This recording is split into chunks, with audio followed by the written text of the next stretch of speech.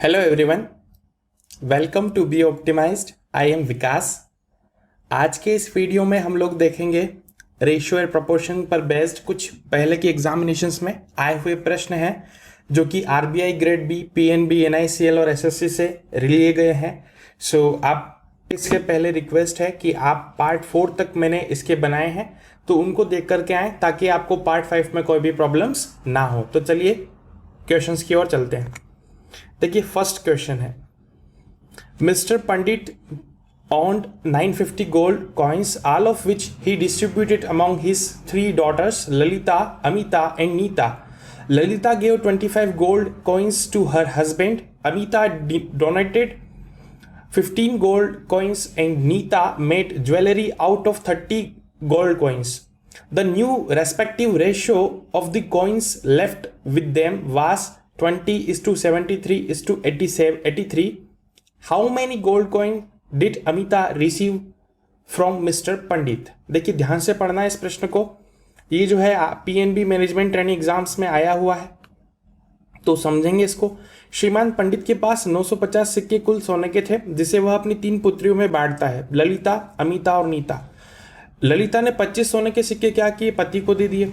15 अमिता ने क्या किया, 15 सोने के सिक्के जो है दान कर दिए। और नीता, सॉरी ये नीता है, नीता ने 30 सिक्के मतलब 30 सिक्कों को सोने के सिक्कों के आभूषण बनवा लिए तथा शेष सिक्कों का नया अनुपात क्रमशः 20:73:83 है ना, ये बचा हुआ। तो अब श्रीमान पंडित द्वारा अमिता को कितने सिक्के प्राप्त हुए थे, मतलब अमिता को कितने सिक्के दिए थे श्रीमान पंडित ने, उसके बारे में वो पूछ रहा है हमसे। तो देखो करना क्या, टोटल सबसे पहले हम लोग देख लेते हैं इसको, टोटल कितने थे। देखिए टोटल कितने थे उसके पास, कुल थे मेरे पास कितने, 950। ठीक है, अब क्या करता है वो, 3 पुत्रियों को बांटता है। पहली को कितने दिए थे, दूसरी को कितने दिए थे, तो हम लोग उसके सिंबल्स ले लेते हैं। पहला है मेरे पास ललिता, तो एल, अमिता से ए, ठीक है, नीता से एन। ठीक है, अब ललिता क्या करती है कि 25 सिक्के तो पति को दे देती है, 25 पति को दे दिए, इसने 15 दान कर दिए, इसने 30 के गहने बनवा लिए। तो अब बचे कितने, जो भी बचेंगे उसी का तो रेशो है, ये दिया उसने किस शेष सिक्कों का नया रेशो। तो शेष जो भी बचेंगे तो इन तीनों को ऐड करते, देखिए ये हो जाएगा कितना, 30, 40 प्लस 30 कितना, 70 हो जाएगा। ठीक है, सो अब ये टोटल कितने, 70। तो 70 तो व्यर्थ हो गए ना, खराब हो गए, क्योंकि इन लोगों ने अलग अलग कामों में लगा दिए उनको। सो 950 माइनस 70, सो देखिए 15 7 तो 88 तो 880 कॉइन्स अभी बचेंगे इनके पास। उसी का रेशो दिया मेरे को 20, 73 और 83। तो देखिए 20 प्लस 73 प्लस 83, ये टोटल कितना होता है, 8 कर लेते हैं, 6, 15 to 70, 176 यूनिट। और वो जो बचा हुआ वो किसके बराबर है, 880 के बराबर है। यही तो प्रश्न है। तो देखो 880 मतलब क्या है, 11 होगा। सॉरी, जिसने डिविजिबिलिटी को समझे होंगे वो उस क्वेश्चन को कर पाएंगे। डिविजिबिलिटी का क्या रूल था, ठीक है। सो डिविजिबिलिटी को आप समझने के लिए यहाँ पर आई बटन पर आपको लिंक मिलेगा, डिविजिबिलिटी, आप उसको देख करके आइए। वो बहुत ज़्यादा काम का वीडियो है, आपको हर जगह कैलकुलेशंस में हेल्प करेगा। किस तरीके से आपको यहाँ आई बटन में मिल जाएगा। तो देखो ये 11 से कैंसिल आउट होता है, 11 1 जा 11, ठीक है, 6 जा कितना हो जाता है 176, तो 11 8 जा, सो 16 से 5 टाइम कैंसिल आउट हो जाएगा। तो 1 यूनिट की वैल्यू कितनी आएगी, 1 यूनिट की वैल्यू 5 आ जाएगी। अब पूछा क्या उसने कि अमिता को कितने सिक्के मिले थे, तो अमिता कौन थी, ये थी। अमिता का रेशो कितना है, 73 है ना। देखिए अमिता का रेशो 73, कलर चेंज करते हैं। अमिता का रेशो कितना है, अब अमिता की बात कर लेते हैं। अमिता कितने मिले थे, 73 यूनिट मिले थे। 73 इंटू 5 यूनिट मिल गए थे। और उसने किया क्या था, 15 दान में दे दिए थे, तो 15 हम लोग यहाँ से हटा लेंगे। ठीक है, करते हैं इसको, 365 minus 15, so 350 coins is my right answer. ये ऑप्शन दिख रहा है आपको, option number 4 is my correct answer. Okay, तो इस तरीके से बात की गई है। अगर आप उसको दूसरे तरीके से भी करते तो एंड ऑफ द डे आपको करना तो यही पड़ता, क्योंकि सारी चीजें उसने बताई कब है, जब उसने कुछ खर्चा कर लिया। और शेष सिक्के, सबसे बड़ा यहाँ पर शेष सिक्के जो बात कर रहा है ना, वो ये सबसे बड़ा इंपॉर्टेंट पॉइंट है। तो ठीक है, आई होप आप समझ पाए होंगे। आगे बढ़ते हैं। In a college, the ratio of boys and girls is 31:23 respectively. When 74 more girls join the college, this ratio becomes 124:107. How many more girls should join the college to make the number of boys and girls equal? ध्यान से समझना, कुछ ratio दिया है, कुछ लोग जुड़ते हैं और उसको बराबर बनाने के लिए क्या करना है वो वाली बात कर रहा है वो, ठीक है।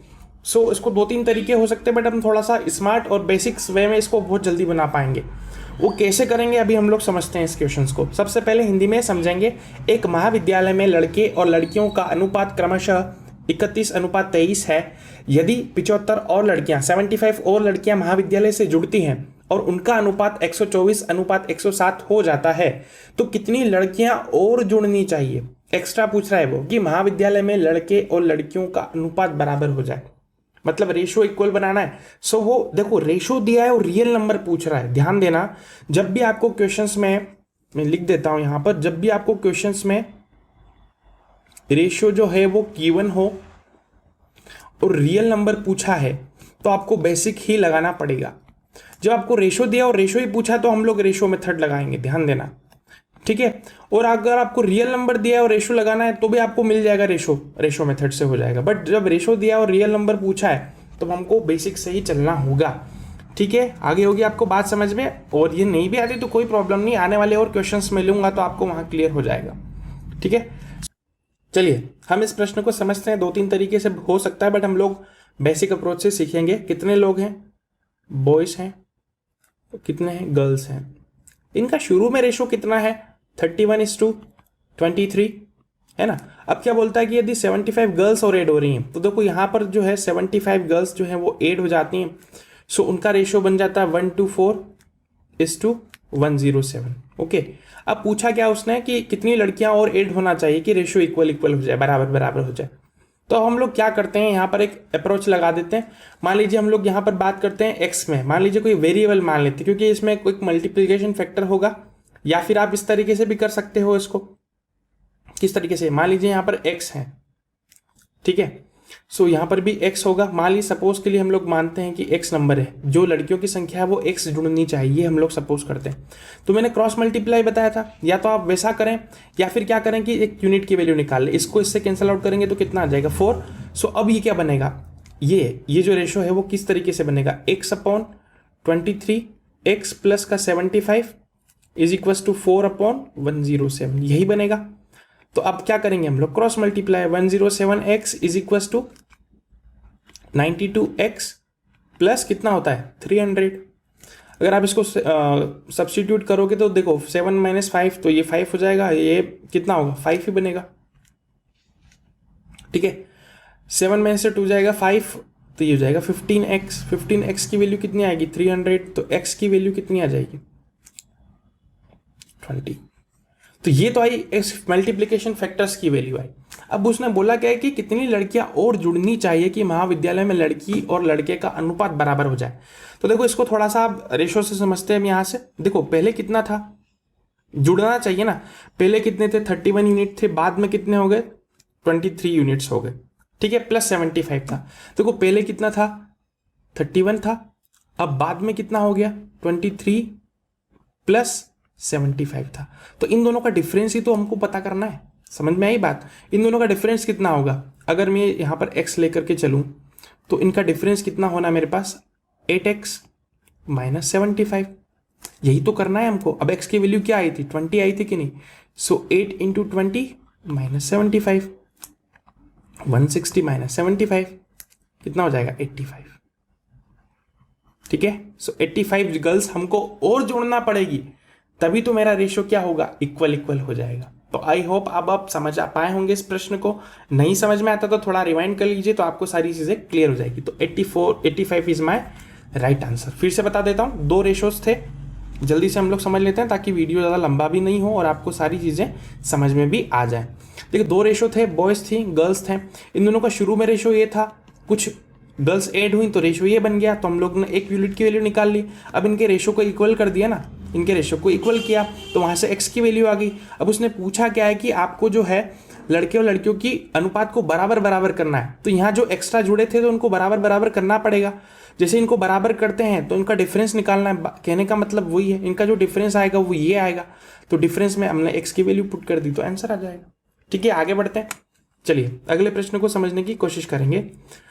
The number of students in arts and science faculties in an institute are in the ratio 5:8 respectively if 150 more students join in art faculty while 80 more students joined in science faculty. The respective ratio becomes 3:4. Originally, what was the total numbers of students in both faculties together? Hindi में समझेंगे। किसी संस्थान में कला और विज्ञान संकाय में विद्यार्थियों की संख्या 5:8 के अनुपात में है, क्रमशः है। यदि 150 विद्यार्थी कला में तथा 80 विद्यार्थी विज्ञान में जुड़ते हैं तो उनका अनुपात 3:4 हो जाता है। तो वास्तविकता में दोनों संकायों में कुल विद्यार्थियों की संख्या कितनी थी, मतलब शुरू में टोटल कितना था वो बात कर रहा है वो। ठीक है, सो समझेंगे इसको हम लोग क्रॉस मल्टीप्लीकेशन मेथड से।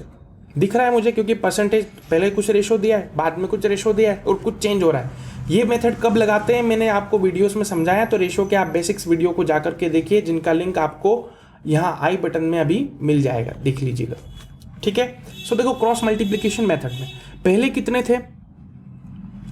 ठीक है, साइंस और आर्ट्स की बात हो रही है तो यहाँ हम लोग लेते हैं आर्ट और साइंस की बात हो रही है, यहाँ लेते हैं आर्ट्स, यहाँ लेते हैं साइंस। आर्ट्स में पहले कितने थे, 5 थे, 5:8 का रेशो था। बाद में कितना रेशो था, 3:4 का हो गया। लेकिन ये रेशो में चेंज कितना आया, देखो 150 यहाँ पर चेंज आया और यहाँ पर चेंज कितना आया, 80 चेंज आया। अब मैंने बताया था क्रॉस मल्टीप्लिकेशन मेथड में होता क्या है जनरली, जिसने वो वीडियो देखा होगा अभी तक तो आंसर भी आ गया होगा। इस तरीके से मल्टीप्लाई करते देन इस तरीके से मल्टीप्लाई करते हैं। तो देखो 20 - 24 इक्विवेलेंट, ये यूनिट लेते हैं हम लोग, यूनिट इक्विवेलेंट कितना होगा, सो 80 × 3 240 - 600। यहाँ डिफरेंस लेते हैं। ठीक है, सो 4 यूनिट किसके बराबर हो जाएगी, 360 के। तो 1 यूनिट किसके बराबर हो जाएगी, 90 के। देख लीजिए ये 9 टाइम कैंसिल होता है कि नहीं। सो अब पूछा गया उसने कि वास्तविकता में कितनी संख्या थी, तो देखो वास्तविक में तो ये पूरा रेशो था। ठीक है, सो टोटल कितना हो रहा है, ये 13 यूनिट था कि नहीं था, 13 यूनिट शुरुआत में। अब 13 यूनिट शुरुआत में था तो 13 × 19 कर लीजिए, 1170। ठीक है, तो शुरुआत में तो इतने ही थे, तभी तो इनमें से कुछ चले गए, है ना। अगर आप इसको वेरीफाई करना चाहें तो कर सकते हैं, वो रफ वर्क होगा अगर आपको और डिटेल में समझना है तो। अगर आप क्या करते हैं, वेरीफाई करना है मतलब क्या, कि अगर आप यहाँ पर मल्टीप्लाई करते हैं 90 से, 9 × 5 से, देन 8 × 19 से, जो रेशो बनेगा ना वो 3:4 ही बनेगा, जो भी सब्ट्रैक्शन करोगे आप 150 और 80 के बाद। ठीक है, सो अब देखो 1170 मेरा आंसर आ रहा है, बट ऑप्शंस में मुझे कहीं भी नहीं दिख रहा है। तो देखो option number 1 is eliminated, second भी नहीं होगा, थर्ड भी नहीं होगा, कैन नॉट डिटरमाइन, ये तो हो ही नहीं सकता, हम तो डिटरमाइन कर चुके हैं, ये भी हो जाएगा। तो option number 5 is my correct answer. None of this is the right answer of this question. Okay, so आगे समझते हैं। 3 containers whose volume are in the ratio of 2:3:4 are full of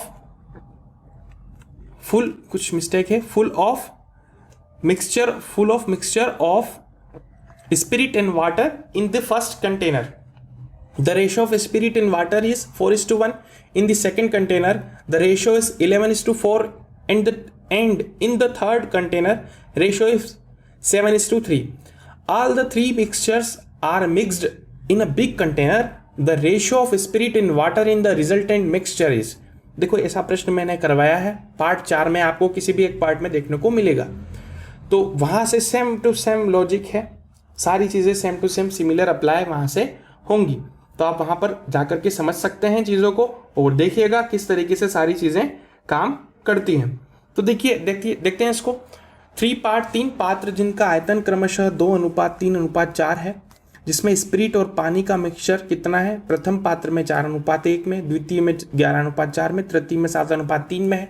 इन पात्रों को एक बड़े पात्र में मिला देते हैं तो स्पिरिट और पानी का अनुपात परिणामी मिश्रण, मतलब जिसमें भी मिलाया है फाइनल में पूछा है, चलिए इस प्रश्न को समझते हैं। देखो 3 अलग अलग कंटेनर दिए ना, उसमें मेरे को रेशो दे दिया। देखो 3 अलग अलग कंटेनर होंगे हमारे पास में, फर्स्ट ये, सेकंड ये, थर्ड वाला ये। इन दोनों को भी रेशो, इन तीनों का रेशो इस तरीके से 2:3:4 का रेशो है। अब हमको लास्ट में क्या पूछा है, स्प्रिट अलग और पानी अलग का हमको रेशो चाहिए। मान लीजिए मैंने यहाँ पर स्प्रिट ले लिया, यहाँ पर ले लिया वाटर, तो हम लोग सेपरेट शुरू से करते जाते हो, लास्ट में जाके ऐड कर देंगे। देखो स्प्रिट कितना होगा, 4:1 है ना, सो 4/5 स्प्रिट होगा और 1/5 क्या होगा, वाटर हो जाएगा। यही तो उन दोनों के बीच का रेशो है। इसी तरीके से सेकंड की बात करते हैं तो 11:15 जो है वो स्प्रिट और 4:15 क्या है वो वाटर। इसी तरीके से 7:10 जो है वो मेरे पास स्पिरिट है और 3/10 जो है वो वाटर हो जाएगा। अब करना क्या, हमको तीनों को सेपरेटली ऐड कर देना है, तो जो रेशो बनेगा वही हमारा आंसर हो जाएगा। ठीक है, सो देखो यहां से हम लोग यहां ऐड करते हैं तो देखो 4 × 2 8, 8 अपॉन कितना होगा 8/5, 8/5। सेकंड में कितना होगा प्लस 33/15, थर्ड में कितना होगा 28/10। ओके, इसी तरीके से वाटर अलग कर लेंगे। वाटर में कितना होगा 2/5 प्लस 12/15 प्लस 12/10, यही तो होगा। ठीक है, सो आपको समझ में आ रहा होगा। अब क्या करते हैं, हम लोग एलसीएम ले लेते हैं और कैंसिल आउट कर देंगे। ठीक है, सो एलसीएम कितना आएगा, अब एलसीएम आपको आना चाहिए, नहीं आता तो मेरा एलसीएम वाला वीडियो यहाँ आई बटन में जाकर के देखिए, मैंने बहुत अच्छी अच्छी मेथड्स बताई हैं आपको। बड़े नंबर हों या छोटे हों, कैसे भी हो, सब में आपको हेल्प करेगा। सो ये 6 टाइम्स तो ये हो जाएगा 48, 2 टाइम्स देन 66, 3 टाइम्स देन कितना होता है 84। ठीक है, देन यहाँ पर भी एलसीएम तो वही आएगा 30, then 6 time then 12, okay, 2 time then 24, 3 time then 36। Okay, so अब क्या करते हैं, देखो रेशो निकालना है ना हमको, तो ये डिनोमिनेटर तो दोनों सेम बन गए तो कैंसिल आउट हो जाएंगे। ठीक है, अब इनको 8 कर लेते हैं। देखो 84 में 6 तो 90 हो जाएगा, 90 + 60 150, 150 और 150 होता तो 200, सो 2 कम है तो 198। ओके, समझ में आई होगी बात। इस तरीके से यहाँ पर तो देखो 36 हो जाएगा, 36 + 4 कितना होता है 40, 40 + 2 60, 60 + 12 72। ओके, इस तरीके से हो जाएगा। अब क्या करते हैं हम लोग, अब यहाँ पर आपको थोड़ी मेथड लगानी होगी, आप किससे कैंसिल आउट कर सकते हो। ठीक है, सो ये देखो 6 से कैंसिल आउट हो रहा है मुझे लग रहा है। सो 6 3 = 18 तो 33 में, और ये हो जाए 12 में। तो अब किससे कैंसिल आउट हो रहा है 3 से, 3 × 1 = 3, 3 × 1 = 3, 3 × 1 = 3, 3 × 4 = सो 11:4 जो मेरा बन रहा है वो फाइनल मिक्सचर में मेरा रेशियो बन रहा है। So option number 2 is my correct answer. I hope अब तो आपको समझ में आ गया होगा किस तरीके से। देखिए क्वेश्चन जो है कितनी बार पूछा गया है, एसआई एएसआई में, दिल्ली पुलिस में भी आया हुआ, इतनी बार एक प्रश्न पूछा गया है तो कुछ तो बात होगी इसमें। सो ये आपको हेल्प करेगा बेसिक अंडरस्टैंडिंग के लिए। अगले आगे बढ़ते हैं। The difference between the present age of Anil and Sudhir is 6 years. The ratio between their ages after 4 years will be 3:4. What can be the present age of Sudhir? देखो ये प्रॉब्लम बेस्ड ऑन एजेस से लिया हुआ है, लेकिन मैंने यहाँ इसलिए इंक्लूड किया कि उसका भी पूरा कंसेप्ट जो है वो रेशियो और प्रपोर्शन पर ही बेस्ड होता है, इसलिए मैंने इस क्वेश्चन को यहाँ इंक्लूड किया। तो थोड़ा सा वो उस और डायरेक्शन भी आपको मिल जाएगा। तो समझते हैं, वर्तमान में अनिल और सुधीर की आयु का अंतर 6 वर्ष है और 4 वर्ष बाद उनकी आयु का अनुपात 3:4 है। तो सुधीर की वर्तमान आयु क्या हो सकती है, ये पूछा उसने। तो देखो जब भी एज की बात हो रही है, उम्र की बात हो रही है, मान लीजिए आज मैं जो है 50 साल का हूं और आप 45 साल के हो, तो 5 साल पहले भी तो हम दोनों में अंतर कितना होगा, 5 साल का ही होगा, है ना। आने वाले आगे 10 साल में भी जो आप अगर अगले 10 साल की बात करें तो मैं 60 साल का हो जाऊंगा और आप 55 साल के हो जाओगे, तब भी तो अंतर क्या रहेगा, 5 साल ही रहेगा।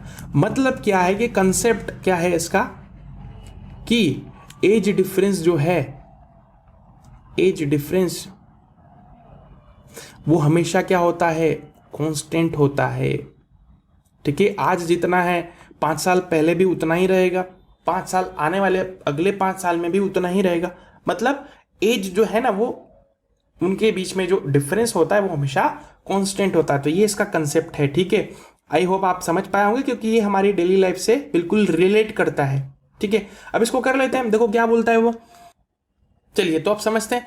वर्तमान अनिल और सुधीर की आयु का अंतर 6 वर्ष दिया उसने, और 4 वर्ष बाद उनकी आयु का अनुपात 3:4x है। तो देखो अभी अभी मैंने बताया कि कांस्टेंट रहता है एज का रेशो, तो देखो आफ्टर 4 ईयर्स मतलब 4 साल के बाद, प्लस का मतलब बाद की बात हो रही है, तो उनका अनुपात कितना है, 3:4 अनुपात है ना, मान लीजिए x में है, तो देखो इन दोनों का जो डिफरेंस होगा वही तो क्या बोला है उसने, 6 वर्ष है।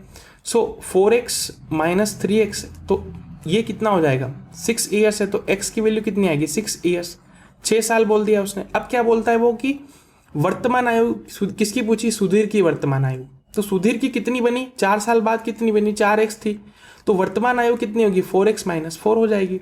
x की वैल्यू कितनी आ जाएगी, 4 into 6 minus 4, 20 years is my right answer. अब आप समझ पाए होंगे, तो 20 option number 3 is my correct answer. किस तरीके से बात करी फिर बता देता हूं, क्योंकि मैंने बताया अभी कंसेप्ट में कि एजेस में जो है हमारी जो भी हमारी एज होती है उसका जो डिफरेंस होता है वो हमेशा कांस्टेंट में चलता है किन्हीं भी दो पर्सन्स के बीच में, ठीक है। सो वो कांस्टेंट होता है। तो इसी तरीके से जो 4 साल बाद जो उनका रेशो बना था 3x और 4x, उन दोनों का भी अंतर तो 6 वर्ष होगा ना, तो उन दोनों का जो अंतर होगा वो 6 साल था। तो एक जो यूनिट है वो किसके बराबर है, 6 के बराबर है। सो 4 मतलब वर्तमान पूछी मतलब 4 वर्ष पहले की, ये 4 वर्ष बाद का था। अभी पूछा मतलब 4 वर्ष हमको कम कर देना है, तो 4x माइनस 4 कर देंगे। पूछा किसका था, सुधीर का, तो सुधीर का 4x था, ठीक है। इस तरीके से हम लोग इसको डील कर रहे हैं। आई होप आप तो समझ में आ गया होगा। आगे बढ़ते हैं। A bottle is full of Dettol. 1/3 of it is taken out of, and then an equal amount of water is poured into the bottle to fill it. This operations done 4 times. Find the final ratio of Dettol and water in the bottle. एक बोतल में पूर्ण रूप से Dettol भरा हुआ है, उसमें से 1/3 डेटॉल निकाल लेकर समान मात्रा में पानी मिला दिया जाता है, और यह प्रक्रिया 4 बार दोहराई जाती है। तो अंतिम मिश्रण में डेटॉल तथा पानी का अनुपात ज्ञात कीजिए। ऐसा प्रश्न भी मैंने पहले करवाया था, अगर आपने वो वीडियो देखा होगा तो आपको समझ में आ जाएगा। तो चलिए इसको समझते हैं हम लोग। मान लीजिए इमेजिन करिए ये बोतल है पूरी, ठीक है, ये पूरी भरी हुई है डेटॉल से फिलअप है। अब बोलता क्या है वो कि 1/3 डेटॉल निकाल लिया। मान लीजिए अगर पूरा 1 था, है ना, टोटल मान लीजिए मेरे पास 1 था, तो उसमें से 1/3 निकालेंगे तो बचेगा कितना, 2/3 बच जाएगा, ठीक है। सो अब किया क्या कि निकाल कर समान मात्रा का पानी मिला देते, तो जितना हम लोग निकाल रहे हैं ना उसमें उतना पानी मिला रहे हैं, तो टोटल बैलेंस रह रहा है। तो अब ये कितना निकला, 2/3 निकला ना, इसको हम लोग 4 बार निकालते हैं। तो फर्स्ट टाइम में 2/3 निकला, सेकेंड टाइम में भी 2/3, इसी तरीके से 4 टाइम तक हमको 2/3 निकालना पड़ा। तो ये क्या है मेरे पास, जो रिमूव्ड अमाउंट है, इसका एक फॉर्मूला भी होता है, वो मैंने डिस्कस किया था, नहीं किया तो मैं आने वाली वीडियोस में कर दूंगा। ये एक जनरल अंडरस्टैंडिंग के लिए मैंने यहाँ क्वेश्चन लिया। देखो टोटल कितना इफेक्ट हो रहा है, 4, 8, 16, तो 16/9, 9, 81।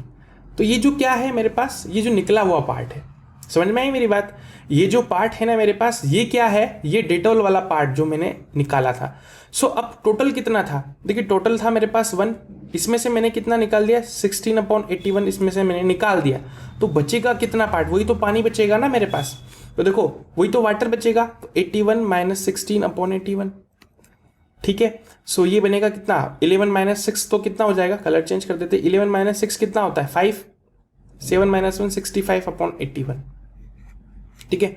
सो अब देखो ये जो मेरे पास क्या है, ये मेरे पास जो रिमेनिंग डेटॉल है ना, ये रिमेनिंग डेटॉल है, और ये मेरे पास क्या है, रिमेनिंग वाटर है। तो इन दोनों का रेशियो कितना होगा, 16/81 इज टू 65/81। तो ये मेरा फाइनल आंसर हो जाएगा, ठीक है। 16:65 is my correct answer. I hope आप समझ पाए होंगे। आगे बढ़ते हैं, ठीक है। So the ratio of this salary of A and B is 8:9.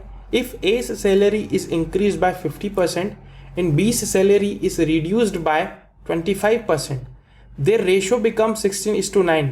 What is the salary of A?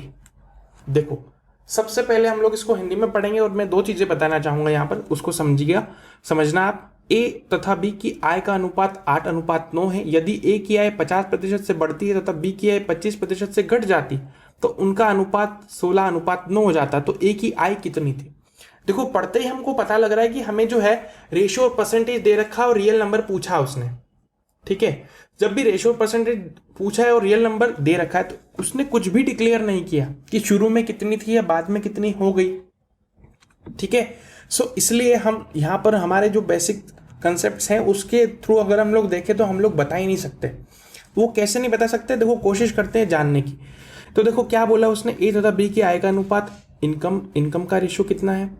8:9 है, A/B, ठीक है। 50% से वृद्धि हो जाती ए की आय में, मतलब कितना होता है? 50% की फ्रैक्शन वैल्यू 1/2 तो 3/2 वृद्धि हो गई साहब। इसमें क्या हुआ कि बी की आय में 25% से घट गई, 25% की फ्रैक्शन वैल्यू 1/4 घट जाती है, मतलब 3/4 फैक्टर हो जाता है।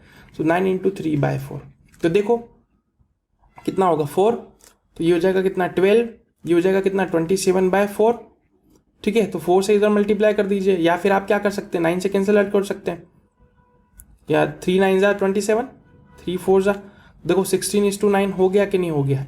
एक्चुअल में जो उसने बात बोली वो रेशियो हो गया, और वही तो उसने क्वेश्चन में भी दिया। अब इसके आगे आप क्या बताओगे? जब भी अगर आपको ओरिजिनल कुछ इनकम देता, या फिर ओरिजिनल बी की कुछ इनकम दे देता, या फिर कुछ भी इससे रिलेटेड इंफॉर्मेशन देता, तो हम लोग यहाँ पर कुछ कैलकुलेट कर सकते थे, ठीक है। अब उसने ना तो कोई किसी की भी इनकम नहीं दी, ना ही किसी ने कुछ रिलेशन दिया है कि पहले इतनी थी या बाद में इतनी थी, या फिर इन दोनों का कुछ डिफरेंस भी दे दिया होता तो भी हम लोग कैलकुलेट कर देते। यहाँ पर उसने कोई भी रिलेटेड इंफॉर्मेशन हमको नहीं दी है, ठीक है।